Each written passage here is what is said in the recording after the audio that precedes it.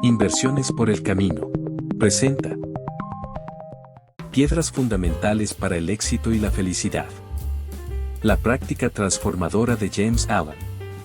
Este manuscrito, al igual que todas sus creaciones, se caracteriza por su enfoque eminentemente práctico.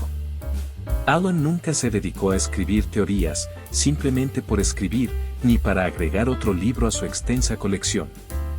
Su escritura surge cuando tiene un mensaje que compartir, y ese mensaje cobra vida, solo cuando lo ha experimentado en su propia existencia, y lo ha confirmado como algo beneficioso. De esta manera, plasmó hechos que había verificado a través de la práctica. Vivir fielmente según las enseñanzas de este libro, en cada aspecto de la vida, no solo conducirá a la felicidad y al éxito, sino que también abrirá las puertas hacia la bienaventuranza, la satisfacción y la paz. Prefacio. La iniciación de la construcción de una casa sigue un proceso específico. Primero, se obtiene un plano detallado del edificio propuesto, y luego se procede a construir de acuerdo con ese plano, siguiendo cada detalle meticulosamente, comenzando por los cimientos. Si se descuida el inicio, especialmente según un plan matemático, el trabajo resultaría en vano y la estructura, incluso si se completa sin desmoronarse, sería insegura y carecería de valor. Esta misma ley se aplica a cualquier emprendimiento significativo. El comienzo correcto, lo primero y esencial, implica tener un plan mental definido sobre el cual construir. La naturaleza no tolera la negligencia en el trabajo, aniquila cualquier descuido, y elimina la confusión. En realidad, la confusión se autodestruye. La orden, la precisión y el propósito prevalecen de manera eterna. Aquel que ignora estos elementos matemáticos en sus operaciones, se priva instantáneamente de sustancialidad, plenitud, felicidad y éxito. James Allen. 1. Principios correctos. Es prudente tener claro qué es prioritario y cómo abordar las tareas desde el principio. Iniciar algo a la mitad o al final solo resulta en confusión. Similar al deportista que no recibiría el premio al romper la cinta al principio, es esencial enfrentarse al desafío desde el inicio y seguir las pautas, siendo crucial una salida adecuada para alcanzar la victoria. De manera análoga, al igual que un estudiante no comienza con álgebra y literatura, sino con conceptos básicos como contar y el abecedario, en la vida, aquellos empresarios que inician desde posiciones más modestas tienden a lograr un éxito más perdurable. Además, los individuos religiosos que alcanzan altas esferas de conocimiento espiritual son aquellos que, al sumergirse en tareas humildes, no desprecian las experiencias comunes de la humanidad y valoran las lecciones que se pueden extraer de ellas. Lo primero en una vida sana y, por tanto, en una vida verdaderamente feliz y exitosa, son los principios correctos. Sin principios correctos para empezar, habrá prácticas equivocadas que seguir y una vida fallida y miserable al final. Toda la infinita variedad de cálculos que tabulan el comercio y la ciencia del mundo salen de las 10 cifras, todos los cientos de miles de libros que constituyen la literatura del mundo y perpetúan su pensamiento y genio, se construyen a partir de 26 letras. El mejor astrónomo no puede ignorar las 10 simples cifras. El genio más profundo no puede prescindir de los 26 personajes simples. Los fundamentos de todas las cosas son pocos y simples, sin embargo, sin ellos no hay conocimiento ni logro. Los fundamentos, los principios básicos, en la vida, o en la verdadera vida, también son pocos y simples, y aprenderlos a fondo y estudiar cómo aplicarlos a todos los detalles de la vida es evitar la confusión y asegurar una base sustancial. Para la formación ordenada de un carácter invencible y de un éxito permanente, y lograr comprender esos principios en sus innumerables ramificaciones en el laberinto de la conducta, es convertirse en un maestro de la vida.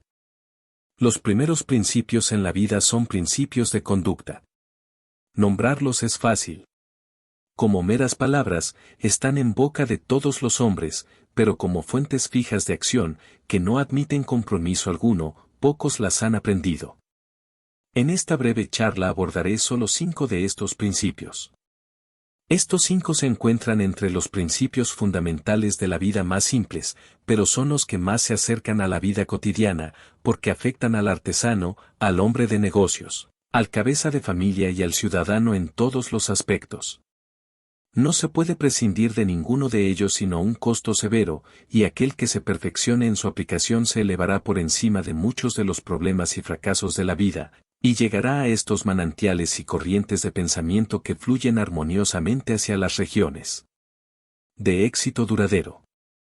El primero de estos principios es: el término deber puede sonar cliché, lo reconozco, pero encierra una joya preciosa para aquel que se dedica a buscarla con diligencia. El principio del deber implica una rigurosa atención a los propios asuntos y una igualmente estricta abstención de intervenir en los asuntos de los demás. Aquel que brinda continuamente consejos gratuitos sobre cómo gestionar los asuntos de otros suele ser alguien que descuida sus propias responsabilidades. Además, el deber implica una atención exclusiva al asunto en cuestión, requiriendo una concentración inteligente de la mente en la tarea a realizar. Esto abarca aspectos como minuciosidad, exactitud y eficiencia. Los detalles específicos de los deberes varían entre individuos, y cada persona debe comprender su propio deber mejor que su vecino, y viceversa. Aunque los detalles pueden diferir, el principio subyacente siempre permanece inmutable. La pregunta crucial es: ¿quién ha logrado dominar las exigencias del deber? La honestidad es el siguiente principio. Significa no engañar ni cobrar de más a otro. Implica la ausencia de todo engaño, mentira y engaño mediante palabras, miradas o gestos. Incluye sinceridad, decir lo que quieres decir y dar significado a lo que dices. Desdeña la política vergonzosa y los elogios brillantes. Genera buena reputación, y la buena reputación genera buenos negocios, y una alegría brillante acompaña al éxito bien ganado. ¿Quién ha escalado las alturas de la honestidad? La economía es el tercer principio. La conservación de los propios recursos financieros es simplemente el vestíbulo que conduce a las cámaras más espaciosas de la verdadera economía. Significa, también, el cuidado de la propia vitalidad física y de los recursos mentales. Exige la conservación de la energía evitando las autocomplacencias y los hábitos sensuales enervantes. Se aplica a su seguidor fuerza, resistencia, vigilancia y capacidad de logro. Otorga un gran poder a quien lo aprende bien. ¿Quién se ha dado cuenta de la fuerza suprema de la economía? La liberalidad sigue a la economía. No se opone a ello. Solo el hombre económico puede permitirse el lujo de ser generoso. El derrochador, ya sea en dinero, vitalidad o energía mental, desperdició tanto en sus propios placeres miserables que no le quedó nada para otorgar a los demás. Dar dinero es la parte más pequeña de la liberalidad. Hay entrega de pensamientos y acciones, y simpatía, otorgamiento de buena voluntad, ser generoso con los calumniadores y oponentes. Es un principio que engendra una influencia noble y de largo alcance. Trae amigos cariñosos y camaradas incondicionales, y es enemigo de la soledad y la desesperación. ¿Quién ha medido la amplitud de la liberalidad? El autocontrol, aunque el último de estos 5 principios, ostenta la máxima importancia. La negligencia de este principio es la raíz de considerable miseria, innumerables fracasos y numerosos naufragios financieros, físicos y mentales. Aquel hombre de negocios que pierde los estribos con un cliente por un asunto trivial está, mentalmente hablando, destinado al fracaso. Si todos los individuos practicaran siquiera las fases iniciales del autocontrol, la ira, con su fuego consumidor y destructivo, sería una completa desconocida.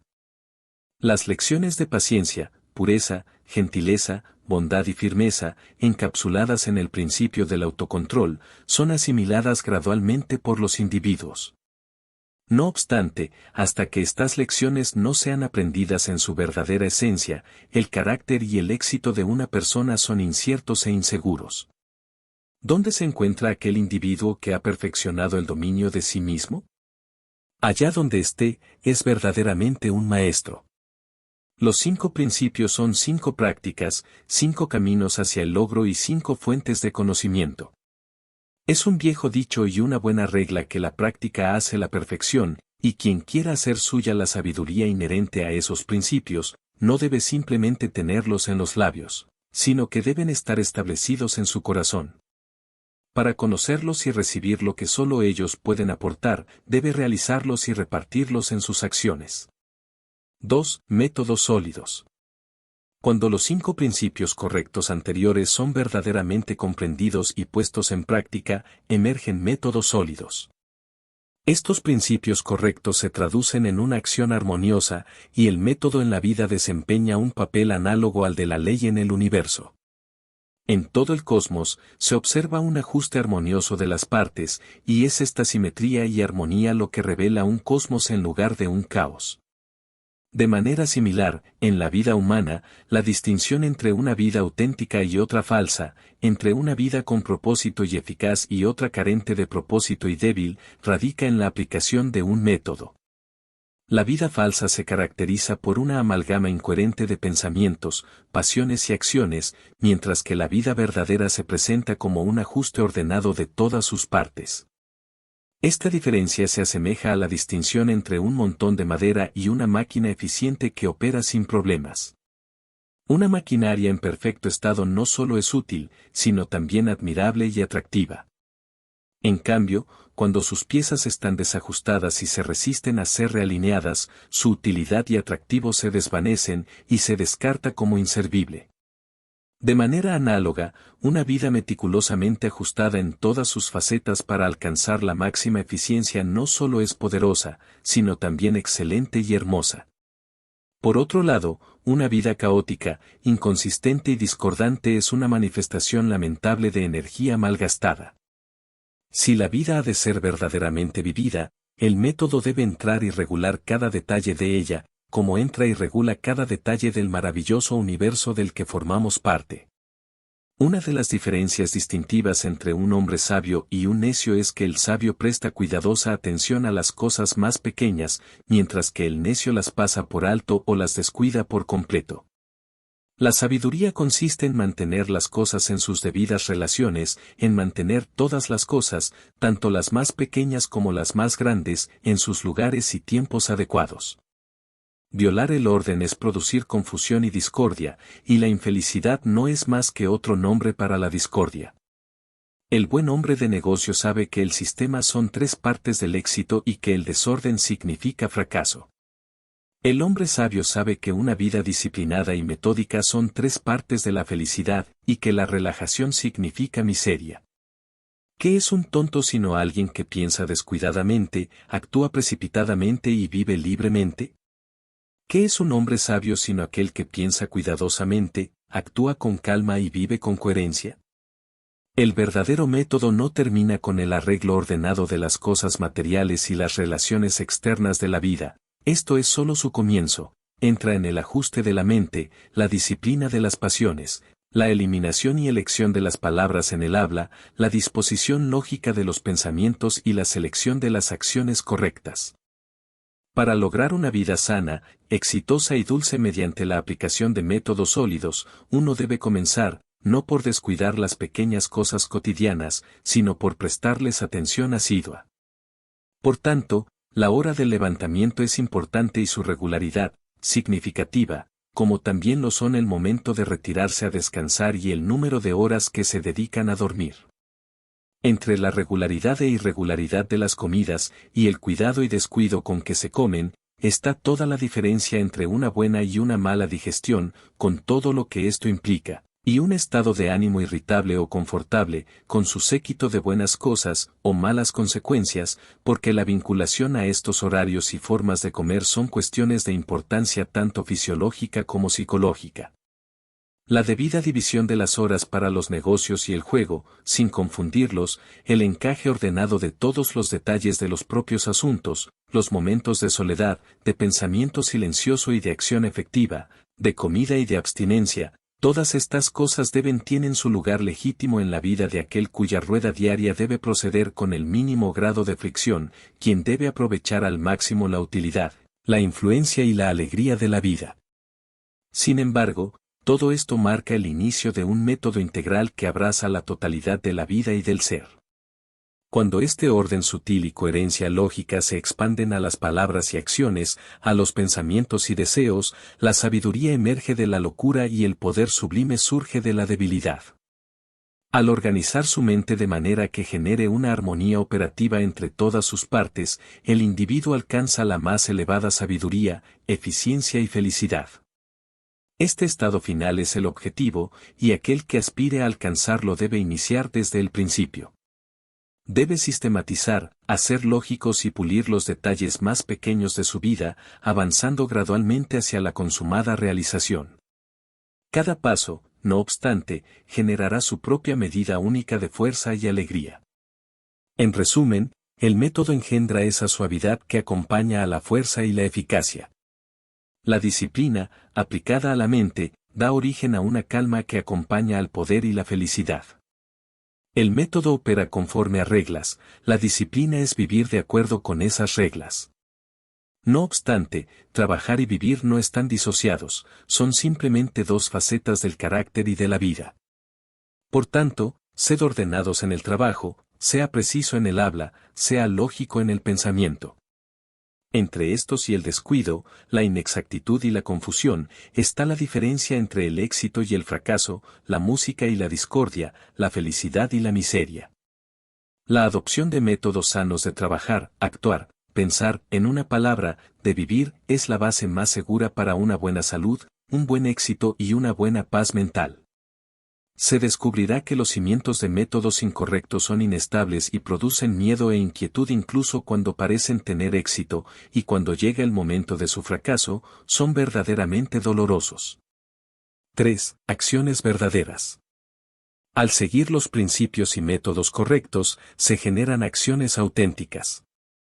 Aquel que se esfuerza por comprender principios verídicos y emplear métodos sólidos pronto se da cuenta de que los detalles de la conducta no pueden pasarse por alto. De hecho, estos detalles son distintivos y creativos en su naturaleza, poseyendo una trascendencia y una importancia integral. Esta percepción y conocimiento de la naturaleza y el poder de las acciones cotidianas se desarrollarán gradualmente en él como una visión añadida, una nueva revelación. A medida que internaliza esta percepción, su progreso se acelera, su camino en la vida se vuelve más seguro y sus días más serenos y pacíficos. En todas las cosas, seguirá el camino verdadero y directo, sin ser influenciado ni perturbado por las fuerzas externas que actúan a su alrededor. No implica indiferencia hacia el bienestar y la felicidad de quienes lo rodean, eso es diferente. Sin embargo, será indiferente a las opiniones, la ignorancia y las pasiones descontroladas de los demás.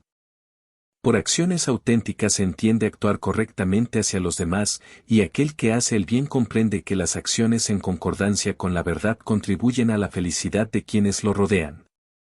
Así, actuará en consecuencia, incluso si alguien cercano le aconseja o le ruega que actúe de manera opuesta.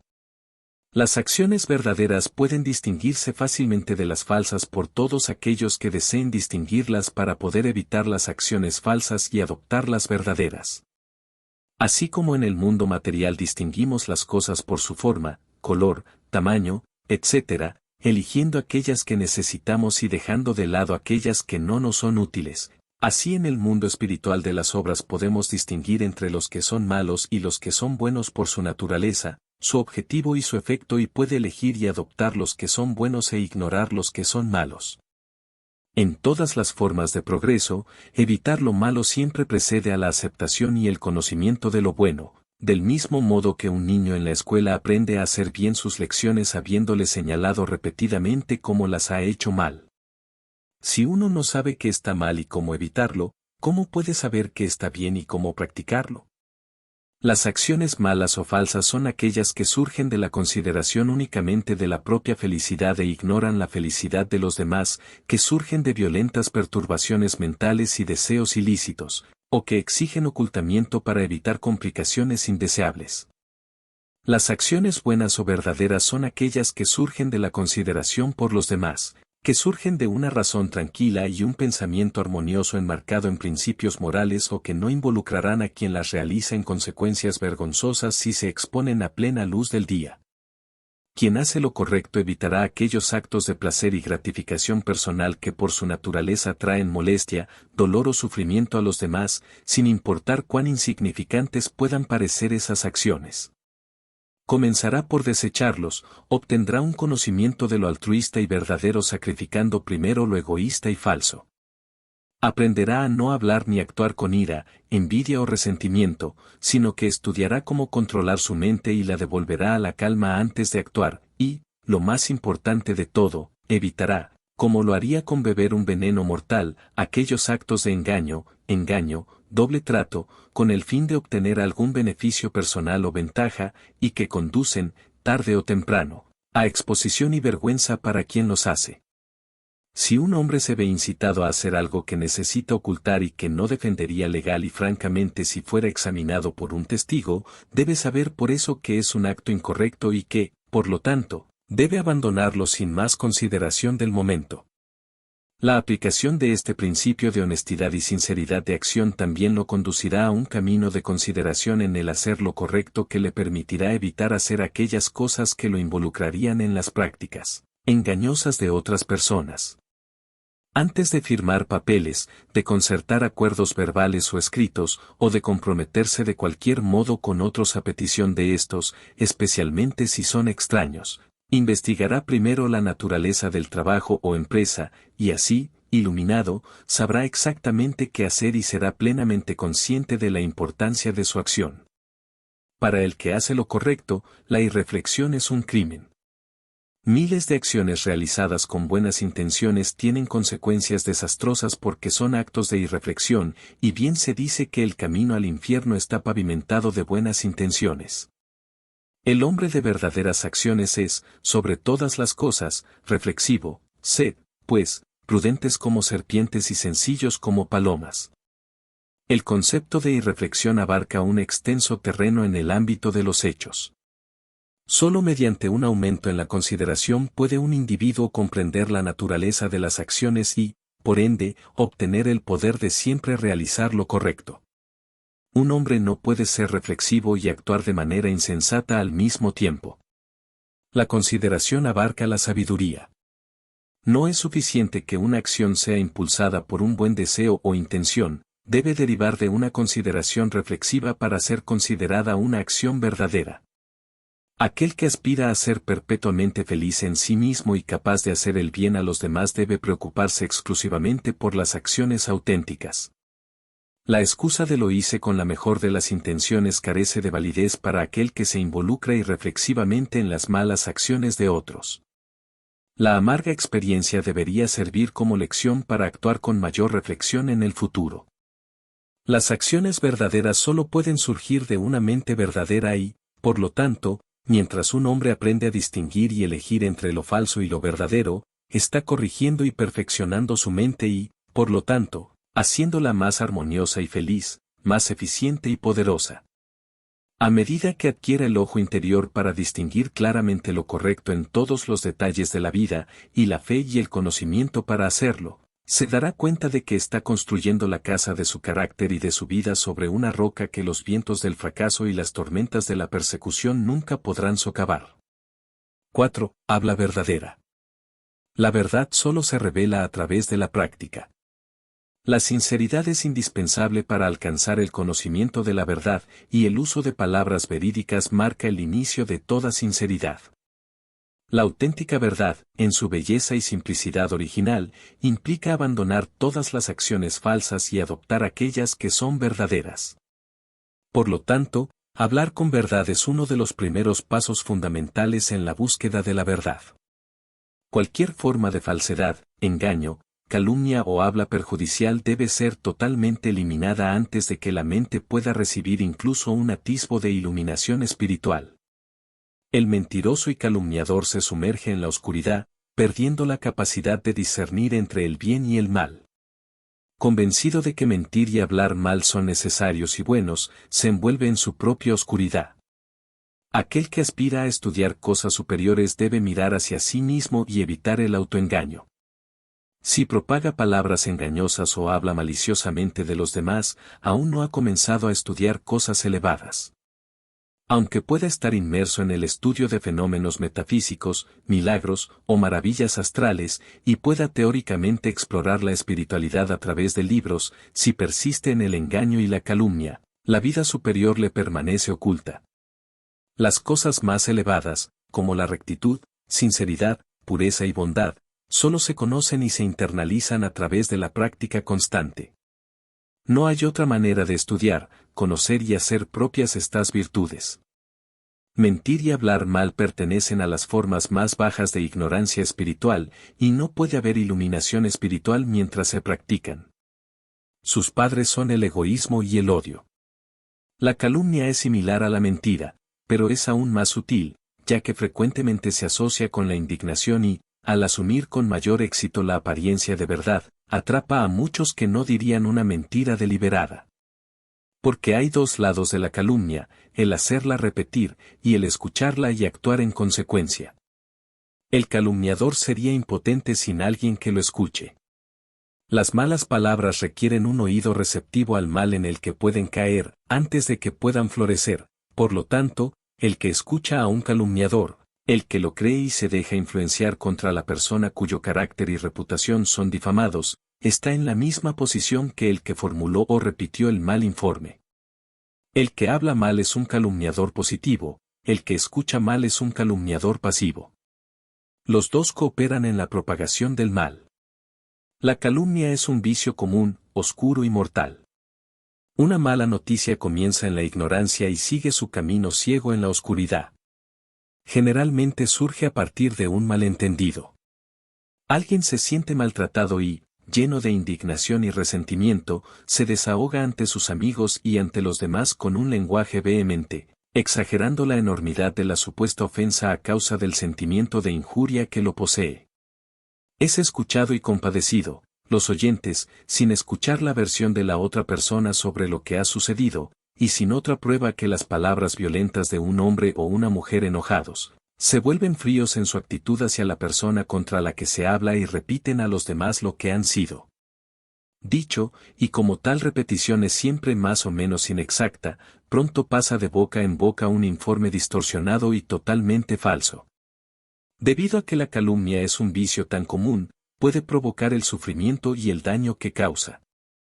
Es porque muchos, no malhechores deliberados e inconscientes de la naturaleza del mal en el que tan fácilmente caen, están dispuestos a dejarse influenciar contra alguien a quien hasta ahora han considerado honorable, que un informe malo puede hacer su trabajo mortal. Sin embargo, su acción solo se produce entre aquellos que no han adquirido del todo la virtud del habla verdadera, cuya causa es una mente amante de la verdad. Cuando alguien que no se ha liberado completamente de repetir o creer un informe malo sobre otro, oye un informe malo sobre sí mismo, su mente se enciende con un resentimiento ardiente, su sueño se rompe y su paz mental se destruye. Piensa que la causa de todo su sufrimiento está en el otro hombre y en lo que ese hombre ha dicho sobre él, e ignora la verdad de que la raíz y la causa de su sufrimiento reside en su propia disposición a creer un informe malo sobre otro. El hombre virtuoso, aquel que ha logrado hablar con sinceridad y cuya mente está sellada incluso contra la apariencia de hablar mal, no puede ser herido ni perturbado por ningún informe malo sobre él mismo, y aunque su reputación puede quedar manchada por un tiempo en las mentes de aquellos que son propensos a sugerencias malignas, su integridad permanece intacta y su carácter intacto, porque nadie puede ser manchado por las malas acciones de otro, sino solo por sus propias malas acciones. Y así, a pesar de toda tergiversación, malentendido y humillación, él se mantiene tranquilo y sin venganza, su sueño no se ve perturbado y su mente permanece en paz. El auténtico discurso marca el inicio de una vida pura, sabia y bien ordenada. Para aquel que busca alcanzar la pureza de vida y contribuir a la disminución del mal y el sufrimiento en el mundo, es crucial renunciar a la falsedad y la calumnia en pensamiento y palabra. Debe evitar incluso la apariencia de estas acciones, ya que no hay mentiras ni calumnias tan perjudiciales como aquellas que son verdades a medias. Además, debe abstenerse de participar en la difamación al escucharla. Es esencial que también sienta compasión por aquellos que hablan mal, reconociendo cómo se atan a sufrimiento y perturbación. Ningún mentiroso puede experimentar la bienaventuranza de la verdad, y ningún calumniador puede ingresar al reino de la paz. Por las palabras que pronuncia se declara la condición espiritual de un hombre, por estos también es juzgado final e infaliblemente, porque como ha declarado el divino Maestro del mundo cristiano, por tus palabras serás justificado, y por tus palabras serás condenado. 5. Igualdad de espíritu. Poseer una mentalidad equitativa implica tener una mente pacífica, ya que no se puede afirmar que un individuo haya alcanzado la paz si permite que los acontecimientos perturben y desequilibren su mente. El individuo sabio se caracteriza por su imparcialidad y enfrenta todas las situaciones con la serenidad de una mente en reposo, libre de prejuicios y desprovista de pasiones. Renuncia a tomar partido y defenderse, optando en su lugar por simpatizar con todos. Por otro lado, el partidario se aferra firmemente a la creencia de que su propia opinión y posición son las correctas, desestimando cualquier perspectiva contraria como errónea. Vive inmerso en una constante dinámica de ataque y defensa, desconociendo la paz tranquila de una mente ecuánime. El individuo de mentalidad ecuánime se observa a sí mismo con el objetivo de controlar y superar incluso las apariencias de pasión y prejuicio en su mente. Al hacerlo, desarrolla simpatía hacia los demás y llega a comprender sus posiciones y estados mentales particulares. A medida que entiende a los demás, percibe la falta de sabiduría en condenarlos y oponerse a ellos. Surge en su corazón una caridad divina que no conoce límites y se extiende a todas las formas de vida que luchan y sufren. Cuando un hombre está bajo el dominio de la pasión y el prejuicio, está espiritualmente ciego. Al no ver nada más que el bien en su propio lado y nada más que el mal en el otro, no puede ver nada como realmente es, ni siquiera su propio lado, y al no entenderse a sí mismo, no puede entender los corazones de los demás y piensa que es correcto condenarlos. Así crece en su corazón un odio oscuro hacia aquellos que se niegan a ver con él y que a cambio lo condenan, se separa de sus semejantes y se confina en una estrecha cámara de tortura que él mismo ha creado. Dulces y pacíficos son los días del hombre ecuánime, fructíferos en bien y ricos en múltiples bendiciones. Guiado por la sabiduría, evita los caminos que conducen al odio, la tristeza y el dolor, y toma los que conducen al amor, la paz y la bienaventuranza.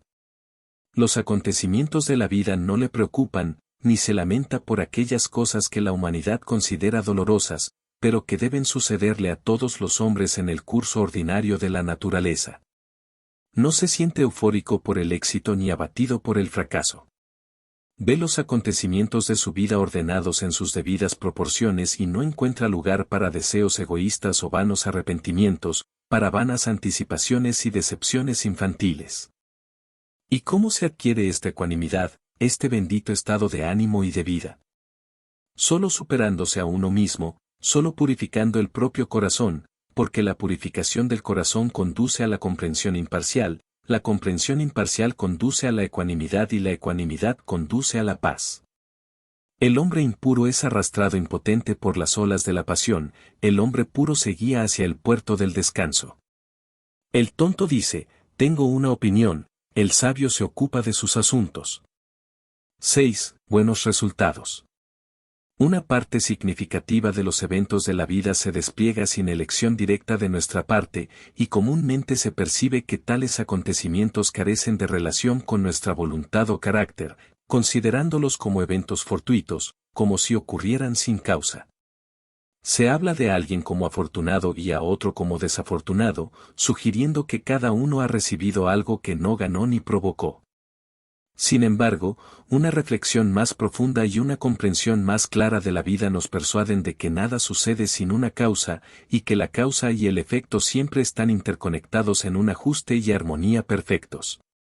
En este contexto, todo evento que nos afecta directamente está intrínsecamente vinculado con nuestra propia voluntad y carácter, es, de hecho, un efecto directamente relacionado con una causa arraigada en nuestra conciencia. En resumen, los eventos involuntarios de la vida resultan de nuestros propios pensamientos y acciones. Reconozco que esto puede no ser evidente superficialmente, pero que ley fundamental, incluso en el universo físico, ¿es tan clara a simple vista? Así como el pensamiento, la investigación y la experimentación son esenciales para descubrir los principios que relacionan un átomo material con otro, también son indispensables para percibir y comprender el modo de acción que relaciona una condición mental con otra. Estos modos, estas leyes, son conocidos por aquellos que practican el bien, por aquellos que han cultivado una mente comprensiva mediante la práctica de acciones auténticas. Cosechamos lo que sembramos. Aquellas cosas que nos llegan, aunque no por nuestra propia elección, son por nuestra causa. El borracho no eligió el delirium tremens o la locura que le sobrevinieron, sino que los provocó con sus propios actos. En este caso la ley es clara para todos, pero cuando no lo es, sigue siendo cierta. Dentro de nosotros está la causa profundamente arraigada de todos nuestros sufrimientos, la fuente de todas nuestras alegrías. Modifica el mundo interior de los pensamientos y el otro mundo de los acontecimientos dejará de traerte tristeza, haz puro el corazón, y para ti todas las cosas serán puras, todos los acontecimientos felices y en verdadero orden. Dentro de vosotros hay que buscar la liberación, cada uno hace su prisión. Cada uno tiene tanto señorío como los más elevados, no, porque con los poderes arriba, alrededor y abajo, como ocurre con toda carne y todo ser viviente, la acción produce alegría o aflicción. Nuestra vida es buena o mala, esclavizada o libre, según su causa en nuestros pensamientos, porque de estos pensamientos surgen todas nuestras acciones, y de estas acciones provienen resultados equitativos. No podemos apoderarnos de los buenos resultados violentamente, como un ladrón, y reclamarlos y disfrutarlos, pero podemos hacerlos realidad poniendo en movimiento las causas dentro de nosotros mismos. Los hombres luchan por el dinero, suspiran por la felicidad y con gusto poseerían sabiduría, pero no logran conseguir estas cosas, mientras ven a otros a quienes estas bendiciones parecen llegar espontáneamente. La razón es que han generado causas que impiden el cumplimiento de sus deseos y esfuerzos. Cada vida es una red perfectamente tejida de causas y efectos, de esfuerzos, o falta de esfuerzos, y resultados, y los buenos resultados solo se pueden alcanzar iniciando buenos esfuerzos, buenas causas. El hacedor de acciones verdaderas, que sigue métodos sólidos, basados en principios correctos, no necesitará esforzarse ni luchar para obtener buenos resultados, estarán allí como efectos de su justo gobierno de vida. Cosechará el fruto de sus propias acciones y la cosecha será de alegría y paz. Esta verdad de sembrar y cosechar en la esfera moral es simple, pero los hombres tardan en comprenderla y aceptarla. Un sabio nos ha dicho que los hijos de las tinieblas son más sabios en su día que los hijos de la luz, y ¿quién esperaría, en el mundo material, cosechar y comer donde él no había sembrado ni plantado? ¿O quién esperaría cosechar trigo en el campo donde había sembrado cizaña, y se pondría a llorar y quejarse si no lo hacía? Sin embargo, esto es precisamente lo que hacen los hombres en el campo espiritual de la mente y las acciones. Hacen el mal y esperan obtener de ello el bien, y cuando la amarga cosecha llega en toda su plenitud, caen en la desesperación y se lamentan de la dureza y la injusticia de su suerte, atribuyéndola generalmente a las malas acciones de otros, negándose a hacerlo. Incluso admitir la posibilidad de que su causa esté oculta en ellos mismos, en sus propios pensamientos y acciones. Los hijos de la luz, aquellos que buscan los principios fundamentales de una vida correcta, con miras a convertirse en seres sabios y felices, deben entrenarse para observar esta ley de causa y efecto en el pensamiento, la palabra y la acción, de la manera más implícita y obedientemente como el jardinero obedece la ley de la siembra y la cosecha. Ni siquiera cuestiona la ley, él lo reconoce y lo obedece. Cuando la sabiduría que él practica instintivamente en su jardín, sea practicada por los hombres en el jardín de sus mentes, cuando la ley de la siembra de las obras sea tan plenamente reconocida que ya no pueda dudarse ni cuestionarse, entonces será igual de seguido fielmente por la siembra de aquellas acciones que traerán una cosecha de felicidad y bienestar para todos. Así como los hijos de la materia obedecen las leyes de la materia, así los hijos del espíritu obedezcan las leyes del espíritu, porque la ley de la materia y la ley del espíritu son una, no son más que dos aspectos de una cosa, la aplicación de un principio en direcciones opuestas. Cuando observamos principios o causas correctas, se vuelve imposible que se produzcan efectos incorrectos. Al seguir métodos sólidos, evitamos que hilos de mala calidad se abran paso en la red de nuestra vida, y ningún ladrillo deteriorado puede afectar la construcción de nuestro carácter, volviéndolo inseguro. Practicar acciones verdaderas garantiza resultados positivos, ya que afirmar que buenas causas pueden generar malos efectos equivale a afirmar que de una siembra de maíz pueden surgir ortigas. Aquel que organice su vida según los principios morales mencionados de manera concisa alcanzará un estado de percepción y equilibrio que le proporcionará una felicidad permanente y un contento continuo. Sus esfuerzos serán siempre plantados en el momento adecuado, y los resultados de su vida serán positivos. Aunque no aspire a la riqueza material, adquirirá el don de la paz, y el verdadero éxito lo acompañará como su fiel aliado. Fin.